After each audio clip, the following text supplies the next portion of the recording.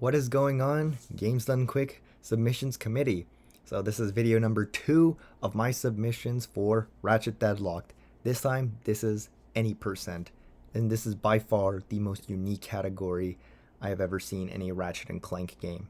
So let's not even waste any time. Let's just get right into it. This category was only a thing as of July. The category that used to be any percent is now called any percent no LC. And you'll see what broke this category so much to the point that we had to make 2 of them. So first, I am in third person mode, but I swapped to lock strafe, and the reason why I do this is because being in third person prevents a camera control tutorial from occurring. But then I swapped to lock strafe because that is the better camera control mode for this game. So I wipe out the hollow targets in that first room, and I wipe out some enemies here. I start by using the dual Vipers when it's just Swarmers and Blade Balls, but then I swap to the Magma Cannon in order to take out those bigger enemies. And now with that, we are in the hub world, the containment suite. So I jump into this little warp plane. If you just try and jump off the platform, the game won't kill you. It'll just respawn you into the center of the hub, so that's really beneficial for us, and it makes traversing this just a little bit quicker. So this category is, even I'm not fully sure how it works, because again, I'm very much not the person that found the thing that breaks this, but we are getting a little bit ahead of ourselves. So first is the advanced qualifier. So I'm going to skip this first fight by doing this trick called the hyperstack. I'll explain what that is soon enough. I just need to explain another thing though. So as you can see, I have these 2 combat bots, and there's a mechanic where if they take a lot of damage, they'll be knocked out, and I'll have to revive them by pressing down on the D-pad. But by skipping that first fight, I prevent that cutscene from ever playing, and it causes a weird interaction with the game, where if I go on the other side of this arena and I jump into this electric liquid, I will spawn at the very end rather than in the hallway I was in, on this arena, or in the first half of the mission. So it's very much a very useful skip, super broken. So you can already tell what kind of game we're getting into here. Any percent categories have not been shown off many times at GDQ events. I believe Ratchet 1, Tools of Destruction, and Up Your Arsenal have had that. So it would be nice to see more any percent representation, and this will be a fantastic category for it. So now we're on to Catacrom 4. So first is Valley of Heroes, where I'm in this giant little ravine.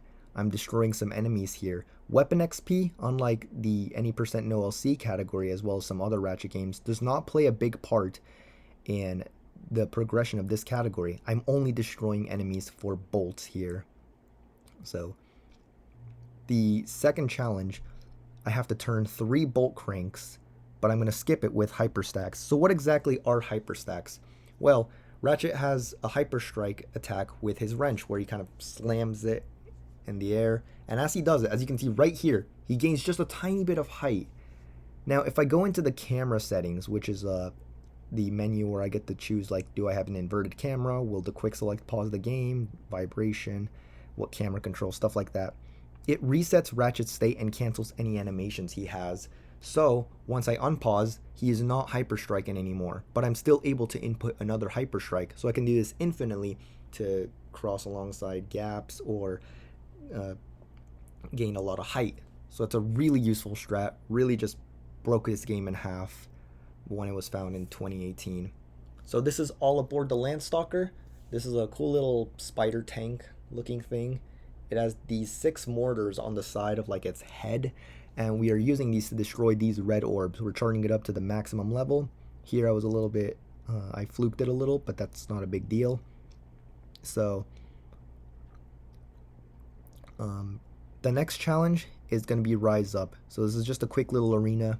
Deadlocked is known for having more complex combat and more interesting arena challenges than its predecessors, and even in the any percent category, I could say that is somewhat true. So this is easy. So I have 2 weapons with me, the Magma Cannon and the dual Vipers. I'm just using the Magma Cannon to wipe out all of the enemies. I know where these Swarmers will spawn and how many of them. 1, 2, 3, 4, 5, 6.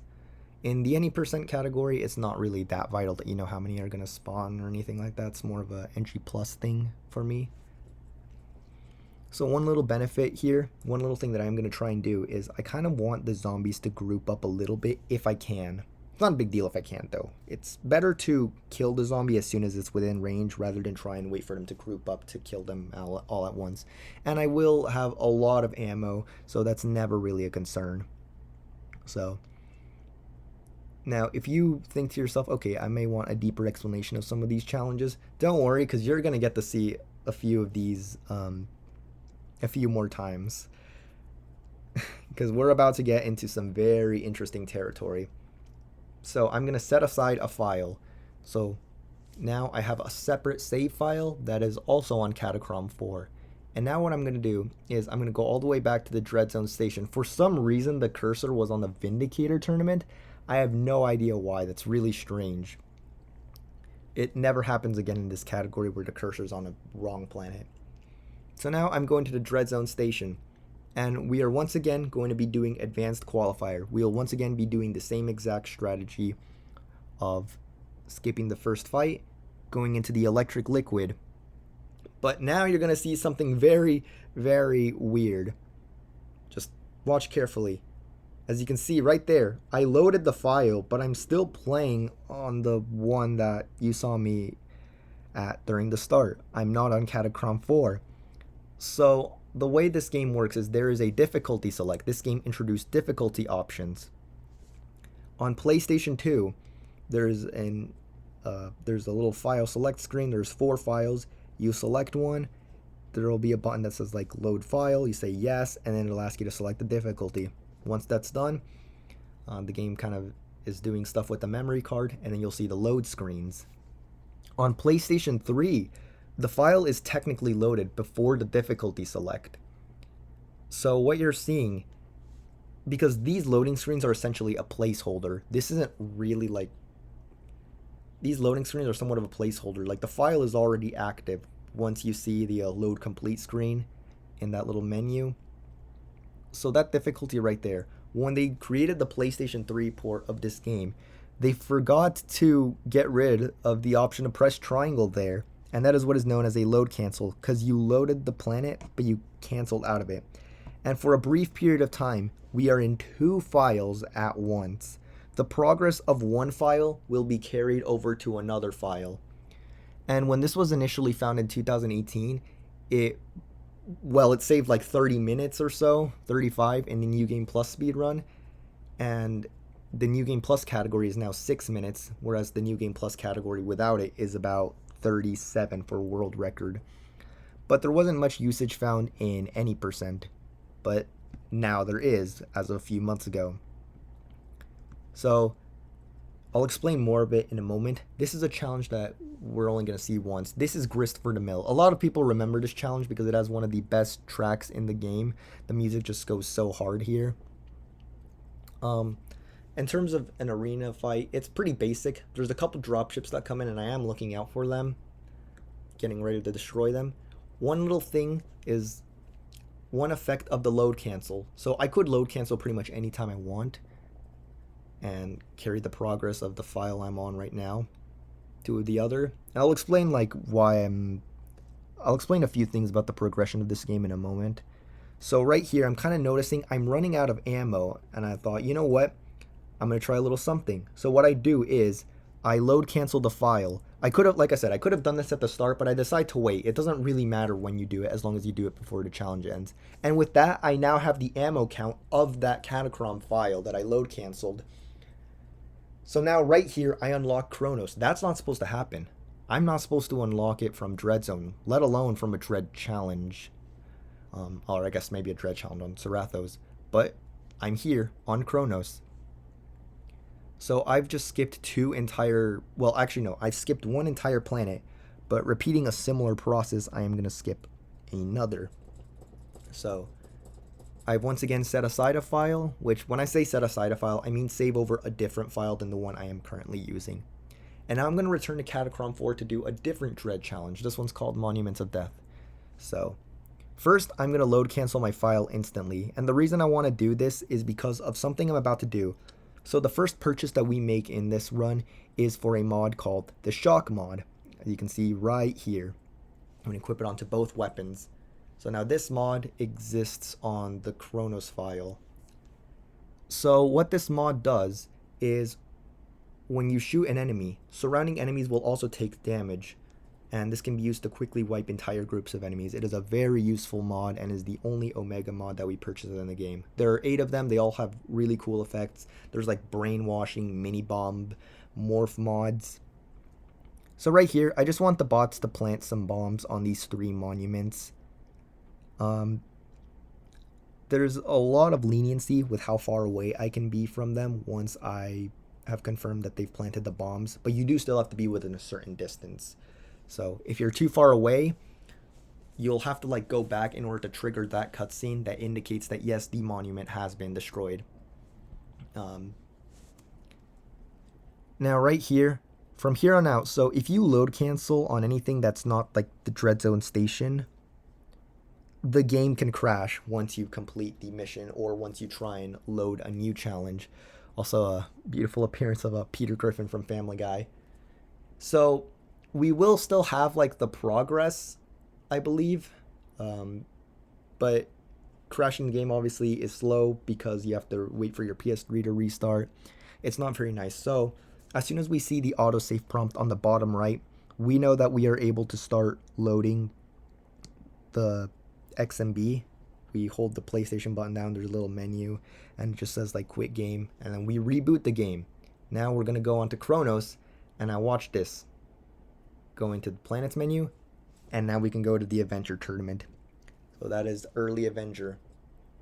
So right here, I'm gonna do a little interesting bit of routing that is unique to this category. It's not something you do in any % no LC. So I select this first mission from the challenges menu. You can select challenges from the pause menu. And there's a reason I'm going to do that. First, I'll quickly walk you through this challenge. So this is Manic Speed Demon. I have to defeat 60 enemies in a certain amount of time. Right now I only have 2 weapons and they are quite under-leveled. So this is a lot harder than it would be in the no LC counterpart. But it's not that difficult because I do have the help of the shock mod. So usually I'd be able to like destroy these dropships instantly in the no LC category. But here you can see some enemies are spawning out. It's not the biggest deal in the world because that at least adds to the point counter. So I can at least still hit 60 points. Now, this next challenge, well actually before I explain that. So for some reason on this tournament, if I select the first challenge through the menu, it'll kick me out after completing it. But this is actually kind of useful because we buy a wrench upgrade for one of the dread challenges we do here. I'll explain what a dread challenge is later. I kind of realized I never did that. But I do want the wrench upgrade. So I once again select the challenges from the menu. And this time the game will not kick me out. So only on 2 of the game's tournaments does this happen. There's 4 tournaments: Avenger, Crusader, Liberator, Vindicator. Vindicator, then Liberator. So I said the wrong order there. Not a big deal, but you know. And for Avenger and Vindicator, it kicks you out after the first mission. So we usually use the Battle Dome shuttle, that little ship, to go there. But in this category, I actually used that to my advantage because I didn't have enough bolts to buy the wrench upgrade. But by the time I was done with Manic Speed Demon, I did. So that was just a little bit of routing, a little bit optimal. Little things you got to think about in a category of this length. So what you saw in the previous mission and what you're about to see right here is a technique called an air swing. If I walk or use the charge boots into something that damages Ratchet, he will be able to start gliding using wrench swings. And I'm actually going up on this slope in order to make sure that I can climb all the way to the top of this tower, the Tower of Power. So the charge boots, as you can see, are very broken. And the air swing is also a super amazing technique.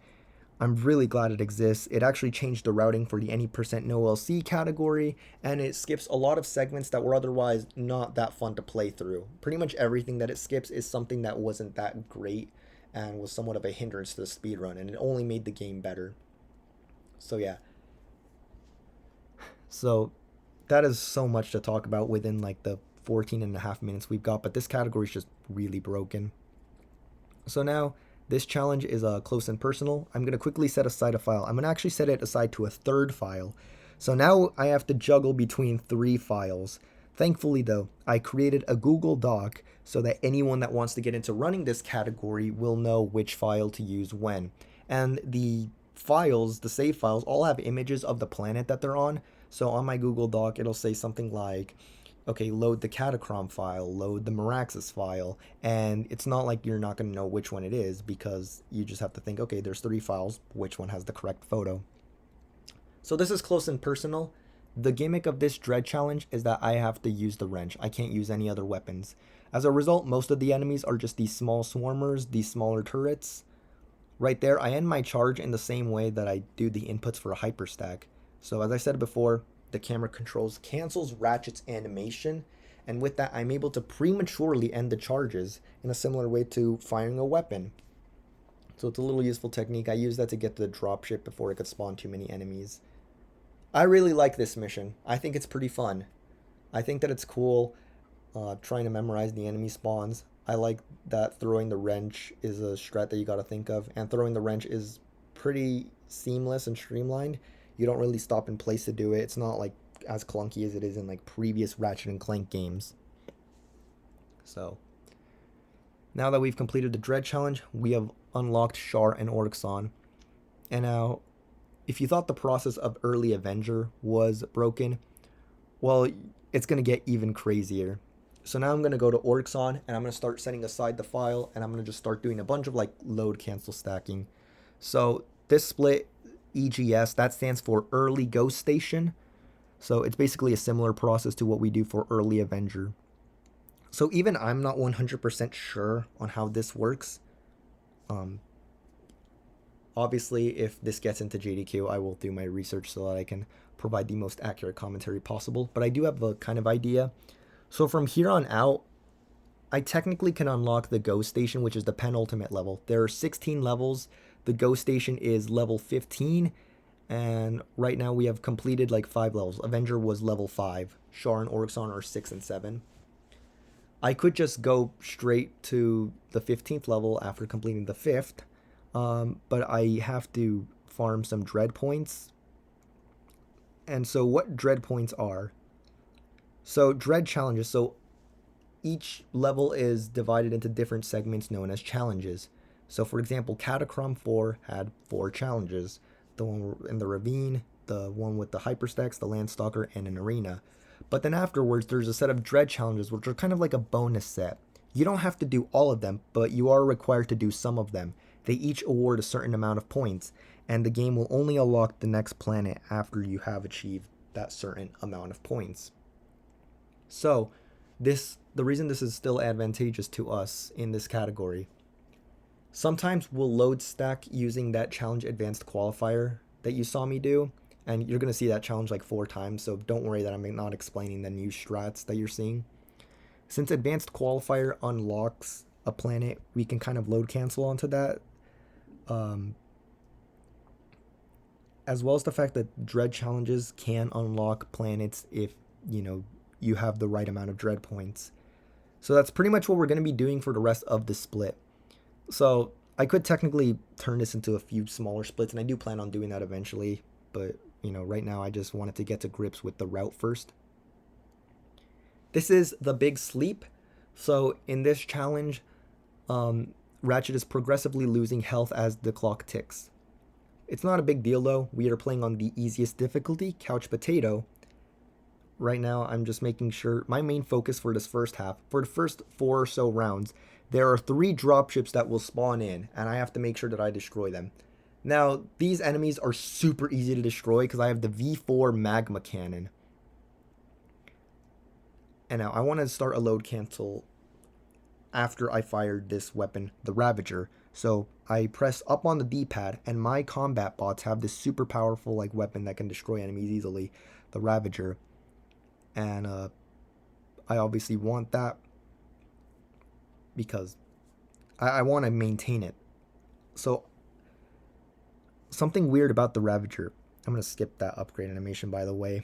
I had a bit of weird routing that caused me to go through the upgrade animation more times than I should have. So that was a time loss. That is something I can cash in on when I do more runs of this category.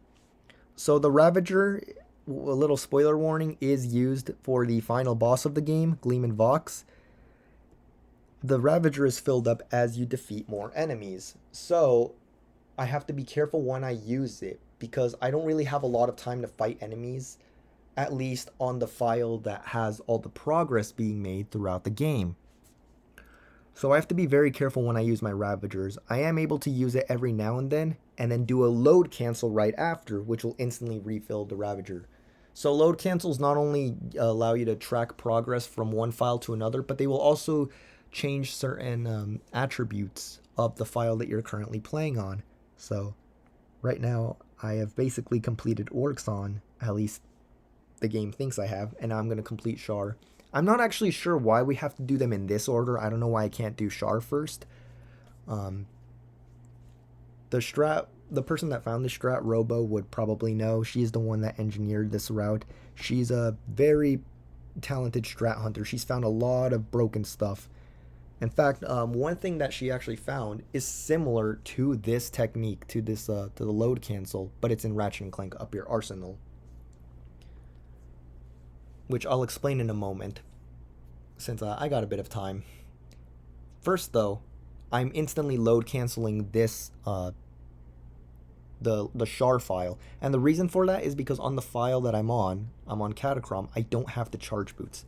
I would like the charge boots. It would allow me to move around faster, and since the char file does have the charge boots, beating Shell Shock on Kronos, that is a boss battle on that planet, gives you the charge boots, and even though we don't actually do that in this category, the game thinks we did because of all the load cancel shenanigans. So now, as you can see, I'm absolutely annihilating these zombies. I have a V4 magma cannon.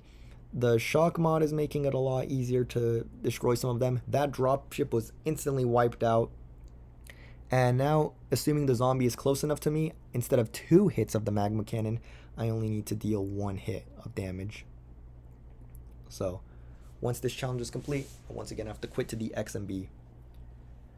So the strat that I mentioned earlier that was found in Ratchet and Clank Up Your Arsenal has a similar idea to this, where you can carry the progress of one level to another. Not necessarily file, but just a level. It's called level smashing, and rather than doing it because of a quirky load system, we use the PSN trophies to do it. Now, of course, as a result, we don't have many trophies to work with. We don't have many chances to use it, so we have to be very wise with when we use it. But all of the uses are to skip things that pretty much nobody liked either. So yeah.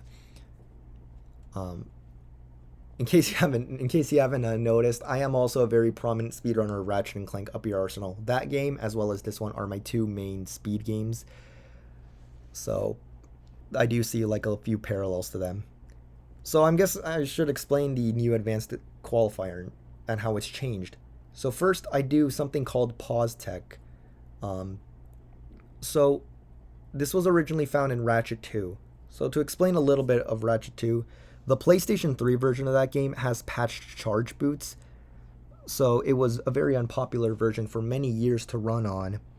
But eventually we started trying to find some movement. Oh, by the way, I almost forgot to load cancel here, but thankfully I remembered at the last moment. That would have been a super big time loss if I forgot. So we were trying for a few years to find some strats for the PS3 version of Ratchet 2, and we were starting to think, could it be just as fast as the PS2 version? And one thing that helped with that was pause tech. So when Ratchet does the charge animation, he kind of comes to like a little screeching halt, little slide thing. If you pause and unpause, you are able to keep the charge boot momentum and convert that into other moves. And a runner named Nate, he decided to test that out in this game. It was tested in Up Your Arsenal. Unfortunately, the pause menu is not, you cannot activate it during a charge, so it's not useful in that game. But in this game, it is useful, and you do see me use it for the advanced qualifier with the charge boots. So I do like that it is also present in this game. I like when speed games do share tech with each other, so that makes me happy. So I cancel my charge by shooting my weapon. I pause and then I unpause, and then I'm just able to convert that into a jump, and that's how I'm able to skip the first part of advanced qualifier. So you're gonna once again see me you're gonna see advanced qualifier 2 more times, I believe. So you're going to see the pause tech in action right now. Pause. And now I'm going to try and do an air swing off this Dread Zone Striker. That is what the robots are called. Unfortunately, I messed up the charge, but I do go for a second attempt at it. I also use this chance to load cancel. Because we use the pause menu for a lot of the movement here, it is nice to be able to optimize the movement of Advanced Qualifier and some other planets by load canceling as you're doing hyperstacks or air swings.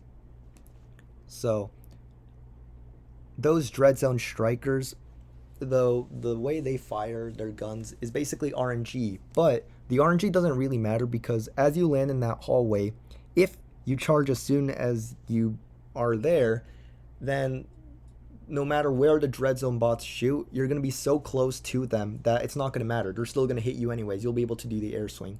The reason why I was kind of stalling, though, is because if you're too far away and the charge like kind of runs out as you get hit, you're not going to get a good air swing and you won't be able to make it to the end. So that is kind of one thing that I think is really cool about this category, is that even though, yes, you are doing the same missions multiple times, you're doing them over and over, it can be a little bit repetitive, but I think it's pretty sick that at least when you're repeating some of the missions, there are different strats to try. So you saw me do it with just walking, doing some hyper stacks, having to defeat some enemies, but now you're seeing me with the charge boots, you're seeing the power that they have. Now, unfortunately, so one thing that's a little unfortunate, one thing that'd be a nice time save to lab out for this category, the bots are on a 10-second respawn cycle. If you're too far away from them after 10 seconds, they will show up right next to Ratchet and you can press regroup, or they will just do it on their own. If we were able to get into that electric liquid and spawn at this part with the Landstalker turret before the bots respawn, and they respawn with us, that would save a good amount of time. That would save a couple seconds every single time we do the advanced qualifier with the charge boots. So I believe that is the second time that I've done the Valix load cancel. So now I believe we're going to be going on to Meraxis. So one thing that if you have a really keen eye, you may have noticed this. You might not even know what you were looking at. It's very difficult to spot. You'll get to see it in full action on the Go Station. And this is something that if this gets accepted into GDQ, this is probably the thing I'm most excited to show because I think it would be extremely funny. I want you to look very closely at Ratchet when he spawns on Meraxis. I'll actually pause this just so you can see it. Whoever's the lucky soul that gets to watch this submission video. So look very closely. Ratchet kind of looks a little different there. That doesn't really look like the armor he was wearing. And so the reason for this, so there is a Dread challenge that was supposed to be on the Go Station called Payback that was cut from the game, but we can still take advantage from it. That is kind of what we are using with the load cancels. The load cancels are taking advantage of that cut challenge in order to give us some progress. Once again, we're doing the big sleep. One time save that I will have for future runs is using the Ravager sooner when there are more enemies as opposed to later, and also not having to deal with the upgrade animations. So I'll probably just skip ahead of those upgrade animations. This is not something that will be in the GDQ run if it were to get accepted. So basically, after the Liberator tournament, we're kind of stacking Dread points using Payback. Now, when you complete a tournament in this game, Ratchet's armor changes. So he started off with this red-looking armor, the Marauder armor. But after completing the Avenger tournament, he is now wearing the Avenger armor. Then eventually he'd get a blue armor for Crusader, a yellow gold one for Vindicator, a grayish one for Liberator. And now we are kind of stacking Dread points past that. There is no actual tournament past Liberator, but if you go into the skins menu, you'll kind of notice like you're able to select different armors from the skins. So Marauder, Avenger, Crusader, Vindicator, Liberator. After that is Alpha Clank. So the reason for Alpha Clank's creation is because Clank is not with us in this game. He is a mission engineer in this game they've been kidnapped. Ratchet is forced to compete in a game show, and Clank, he is the mission engineer. He's monitoring what Ratchet does. He's telling him like, hey, you're doing this, this is your objective. So he's not with us. And in this game they also introduce a co-op mode. So they found the perfect opportunity to create a skin called Alpha Clank, which is what player 2 would initially spawn as. So Alpha Clank is just a clone of Clank, but in like a kind of little mini mech suit. It looks really funny, but it's also really cool. I love Alpha Clank. So as a result of all the dread point stacking, the game automatically swaps us to Alpha Clank. And right now we aren't going to get to see him much because we are on files that... These are files that we just use for the purpose of farming dread points and progression. But later on, when we get to the Go Station, you will be able to see Alpha Clank. We are going to finish the run as Alpha Clank, and it's going to... I'm really excited. Like, if this were to get accepted, I would be very excited to just see the crowd's reaction to just seeing that Ratchet, for some reason, is just Clank now. I think that's really hilarious. And funny enough, something similar does kind of happen in Up Your Arsenal with the level stacking, the PlayStation Network trophy strat that I mentioned. Something similar does happen as a result of that. So I guess I'm really into games with strats where you carry level progress that also changes your skin for some reason. So there's pretty much not much to talk about here. This will be a good time for a couple of donations. I did just kind of go over a lot of stuff. I know this is really confusing. Even I'm confused at times. I do have a somewhat decent understanding now of what to do, but it is still something that I'm trying to wrap my head around, the fact that this is even possible. So this will be time for some donations. And then afterwards, we will have... we will be going to the Go Station. So the Go Station, you'll now once again get to see the great movement that this game has. Gonna load up Meraxis really quick. For the case of Meraxis and Valix, the steps that are done to kind of bypass those levels and the levels afterwards, we do it twice, which can be a little bit of repetitive, but it does give me the chance to explain everything, so I don't really mind that much. Now this is Go Station. This level is awesome. So right here, I'm going to hit the trigger to the end of the level from underneath by doing some hyper stacks. Also, hi Alpha Clank. Right here, I'm going to buy two weapons. The fusion rifle and the hunter mine launcher. The fusion rifle has one usage, and it's to do an air swing right here. Watch this. So the reason I bought the fusion rifle, I could do it with the magma cannon if I wanted to, but the magma cannon is very inconsistent with destroying the barrels, those explosive barrels. This is indeed the only air swing where we don't use an enemy, but rather a barrel. That's why I said something that damages Ratchet. So the fusion rifle is much more consistent for pulling that off. This is also these are the hunter mine launcher. You fire some mines, they home in towards enemies, but they have their own hitbox. And this hitbox is able to clip Ratchet through walls. Also, the end of that mission was me destroying those 5 computers with the dual Vipers and fusion rifle. And this is Escape. This is a hover ship mission. I really like optimizing this mission. It's pretty fun. You have to destroy 33 of these green boxes and destroy 9 Landstalker turrets. There's an advantage you get if you destroy these explosive barrels. It'll deal damage to the Landstalker turrets. One thing that I want to make sure I don't forget this. So with the Hunter Mine Launcher, in the Ratchet and Clank games, you can level up weapons, and when you reach the maximum level, they'll change function or like add an extra ability. The hitbox of the Hunter Mine Launcher, the mines themselves will have a bigger hitbox upon reaching V10, which makes those mine clips that you saw a lot easier. V1 mine clips are a thing in this category, as well as any % no LC, but for many runners they are difficult to do. I remember seeing a runner of this game was struggling with it. He wasn't really having a fun time trying to get through, and he was failing it a lot. So it is a skill that you want if you're going to be running this category. That is indeed the one time we use either of those weapons.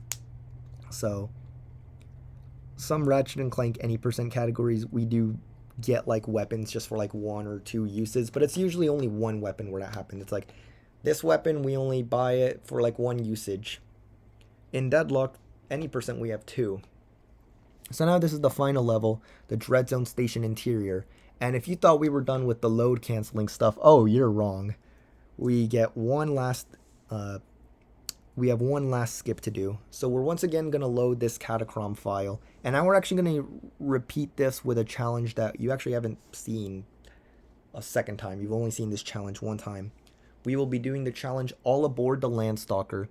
And we are going to be load canceling the Dread Zone Station interior file.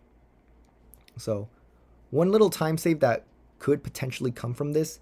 There is a way to get out of the Landstalker with a frame perfect trick, but trying to get to the end without certain weapons ends up being slower. So if there is some movement that has been labbed out using air swings from this Landstalker, if we could find a way to optimize it and make it like on par with just using the Landstalker, that would be a nice little alternative strat. Although it would bring a frame perfect trick at the very end of the run. And fun fact, there kind of is. So there is a category extension called True NG Plus where you do this route but in NG Plus mode. I did say there is a 6-minute NG Plus, but that's because the load cancels were set up prior to us ever playing the file. In True NG Plus, you can only do load cancels off a file that never had that stuff tampered with in the first place.